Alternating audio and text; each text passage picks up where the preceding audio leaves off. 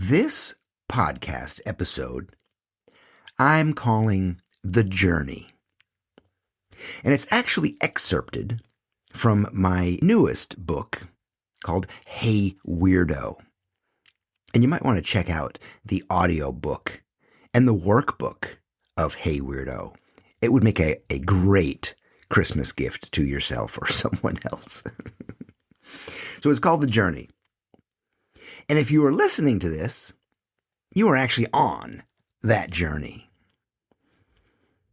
The journey of the hero, as defined by Joseph Campbell's monomyth from his book, The Hero with 1,000 Faces.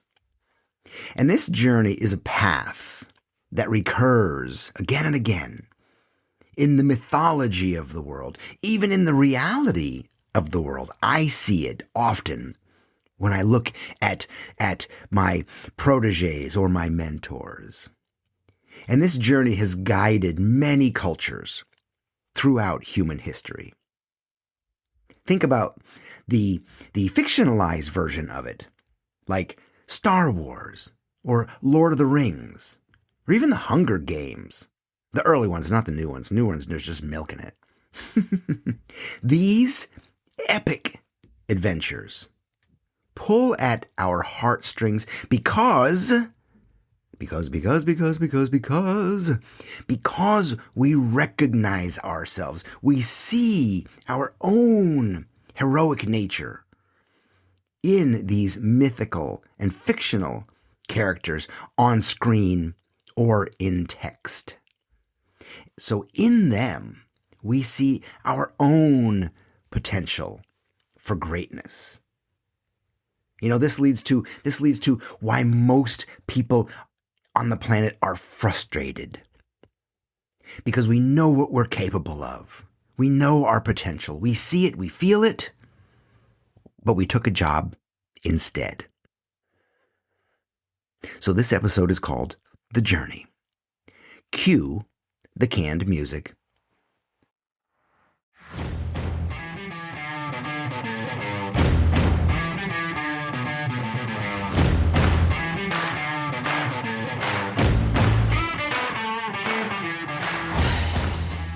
The journey of the hero and the journey of the weirdo are one and the same. The hero is one who rises from a fearful, self-involved slumber to a fully expressed being who harnesses their weird gifts in order to change the world for better. Essentially, this path of maturation is what all evolving humans follow as they make their way towards self-realization and a truly meaningful, purposeful life. And the cool thing about knowing that we're all going through similar patterns of transformation is that you now have a roadmap to follow. You can see where you are on the journey and feel better about what you're experiencing. And there are even some references about what pitfalls to look for on the way.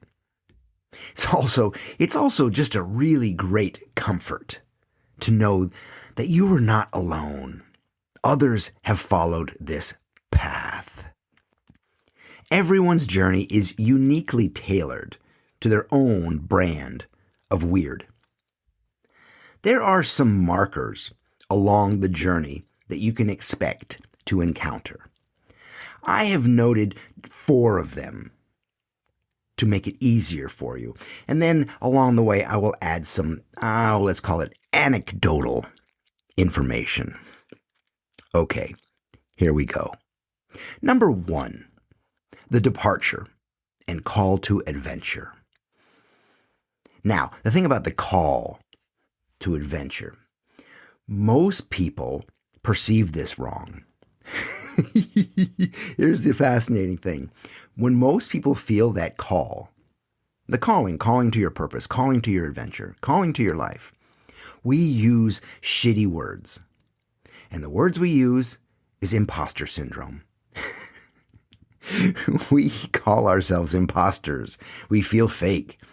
We feel like we're not supposed to be there. It's like I can imagine if you read the stories from the Bible, the hero stories from the Bible, like, Jonah and the whale, Noah and the ark, that kind of thing. It's like the real story is God says, Noah, build me an ark. And then Noah says, what the fuck? Why me? What are you going to pick on me for? I don't know how to do that shit. I'm not a big Bible guy, but the stories of the Bible are hilarious. It's like no one just steps up to the call of adventure and says, let's go. So we often have imposter syndrome about that. So number one, let's go back. The departure and call to adventure. At the beginning, you're weird. As a kid, you don't know anything else except to be weird, and you're comfortable in that. You're comfortable in scratching your butt in public. You have complete freedom of play and imagination, and there is no judgment of good or bad. Everything is just what it is, and the world is a joy to experience. Everything is play. Every mess and mistake you make is an opportunity for laughter or to experience something. But at some stage, someone in authority points out what you are doing and imposes their opinion and their judgment on you. And from this, you accumulate guilt and shame for doing what felt right to you. So you adopt their fears, their limiting beliefs, their patterns and conditioning, which begins the slow loss of self and denial of your weird.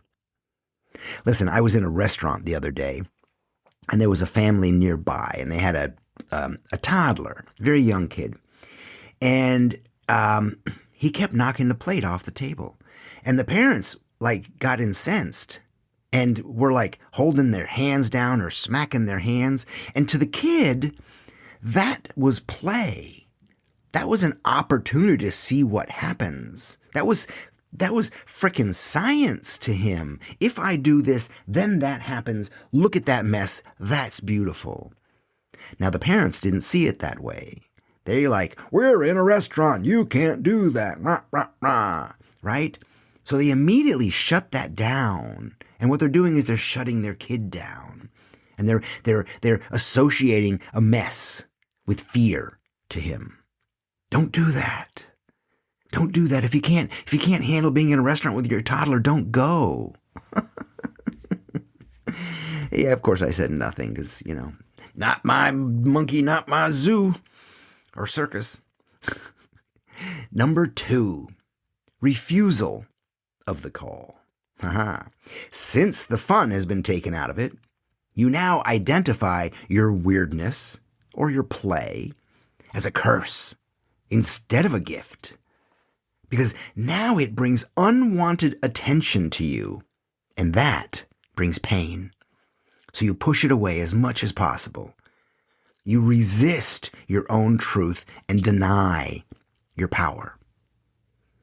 In your heart, it doesn't feel right to refuse the call of your creative weird impulse, but you do it anyway. You know why? Because everyone around you is doing it, and you want to belong. You follow everyone else's rules and their dictates for your life, but nothing feels quite right anymore. And you eventually, or hopefully, at 20 or 40 or 60, wake up. You get to a point where you question the whole situation. Why am I not happy? Why do I have a shitty job that I hate? Why am I unfulfilled? Why is this so hard? And these are good questions to ask yourself. But you got to listen to yourself as well. Because you witness others following their weird in their acting, writing, singing, dancing, creating with such abandon and freedom, sharing their gifts with the world. And inspired, you look up to them in awe, wondering how they're doing it. And maybe you try to copy their weird, but it doesn't ever quite feel like you. Number 3, the awakening and initiation. This is the tipping point. The moment when you decide, wait, there's got to be more than this. I'm done playing by other people's rules and feeling like shit. There's got to be another way. You start to wake up to the innate power of your authentic truth and begin to deliberately carve out your own weird path. Often, this awakening is instigated through some trauma. The death of a friend, a breakup, loss of a job. Sometimes we really, really, really have to be forced out of the nest, right? We won't make a move unless we have a real fire under our ass, like we've lost our job. These force a painful shattering of the false self you've adopted. And you emerge raw and vulnerable with a wild new realization. What if I just decided to be me?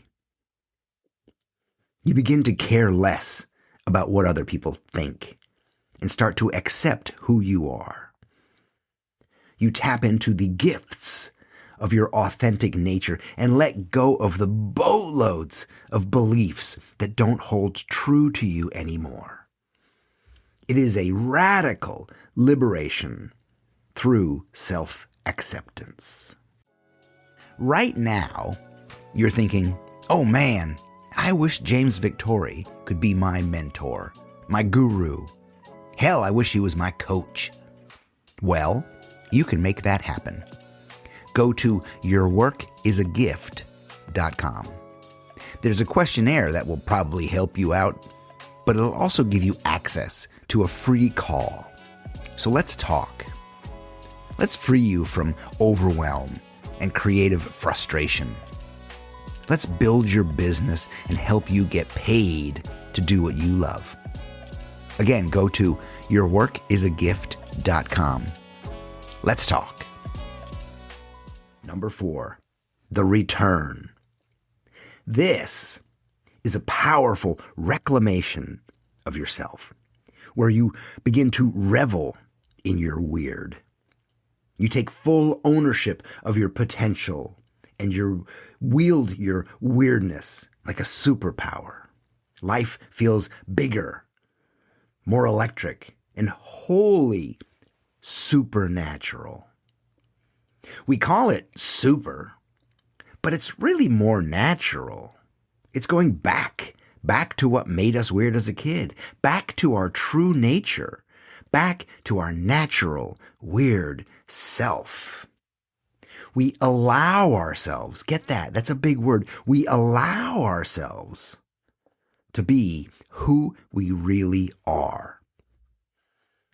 This is the level of self-mastery. You become you, fully expressed, living your potential, leading by example, sharing your gifts with the world, and giving others the permission to embrace their own weird magic. How about that?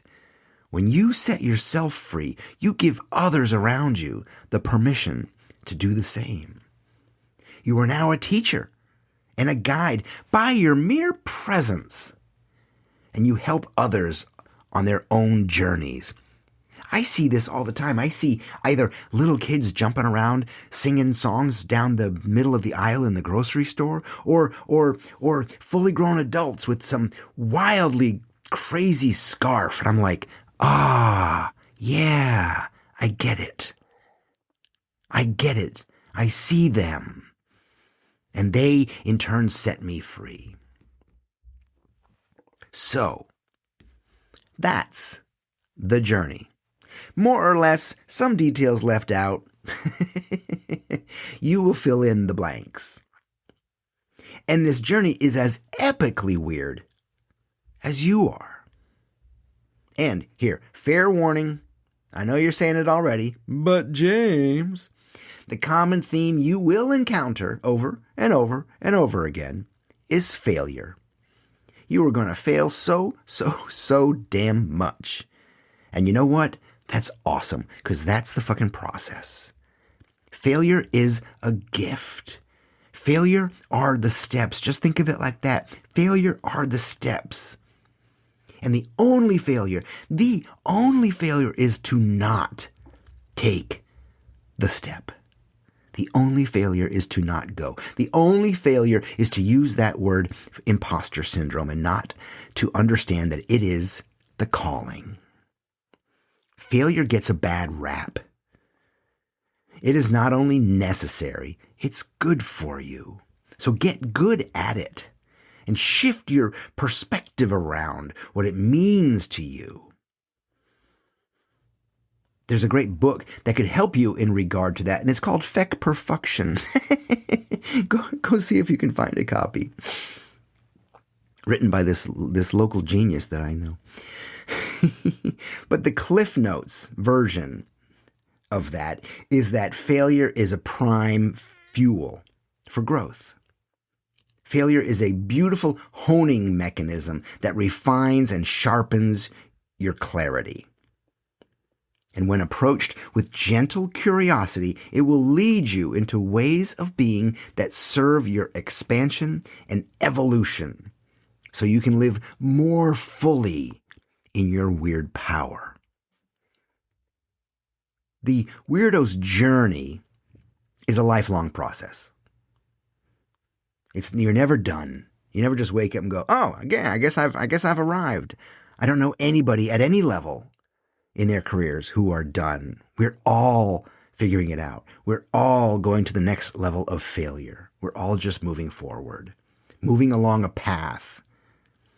And where you are doesn't really matter as much as you're moving forward and holding yourself gently and in love and in acceptance through it all. So good luck, weirdo. And Godspeed. And remember, breathe, stretch, and drink plenty of water. I'm James Victori. I believe in you even when you don't. Adios.